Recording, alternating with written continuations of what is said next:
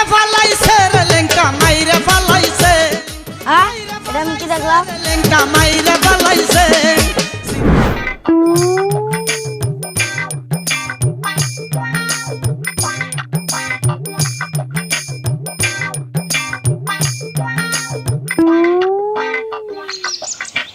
এলাকায় কি একটাও মাইয়া নাই? থাকবেই বা কি করে?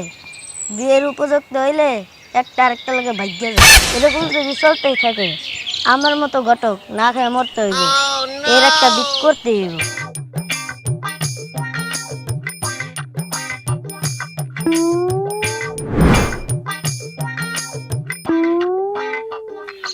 বসন্ত আয় বললো কত কাছে কত আব্বা বস তো কম বিয়া করাইবা না?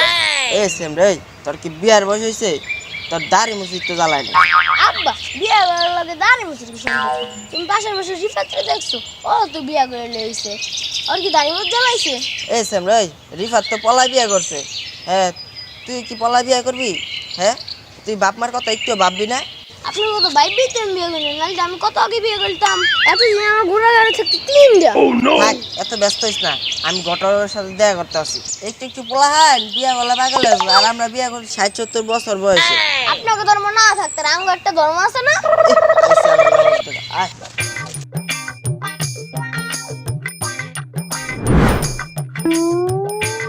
এই ঘটক দাঁড়াও। কি পোলা বিয়ে হারাবা? হ্যাঁ, পোলা বিয়া করাম, কোনো ভালো মাইয়াটা আছে? এই যুগে কি ভালো মেয়ে পাওয়া যায়?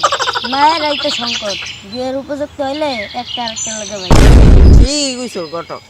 হ্যাঁ, আজকালকার যুগে ভালো মেয়ে কি পাওয়া যায়? আমার পোলা অনেক ভালো, আমার পোলায় কোনো মেয়ের দিকে তাকায় না। আব্বা আমি না তান বুঝি বুঝছিলাম। হেই বেটা চুপ। মনে ঘটক সাহেব, আমার পোলার লেগে ভালো একটা মাইয়া বিচার ভাই করো। আচ্ছা সমস্যা নাই, আপনি যখন একবার মিজান ঘটকের কাছে আইছেন ধরেন আপনার পোলার বিয়ে হয়ে গেছে। আচ্ছা ঠিক আছে, দেখছেন।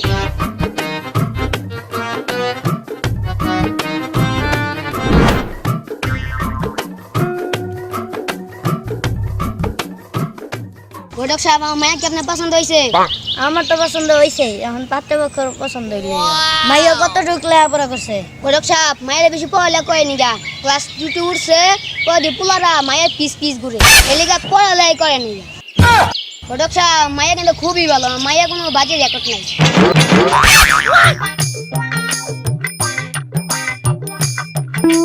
আচ্ছা আচ্ছা, আমি পোলার বাপের লগে কথা কে বিয়া ফাইনাল করতেছি।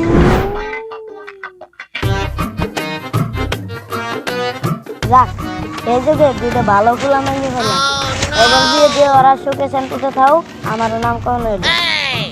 এ পেটে মুসুর দিকে গাছের ভিতরে যাবো।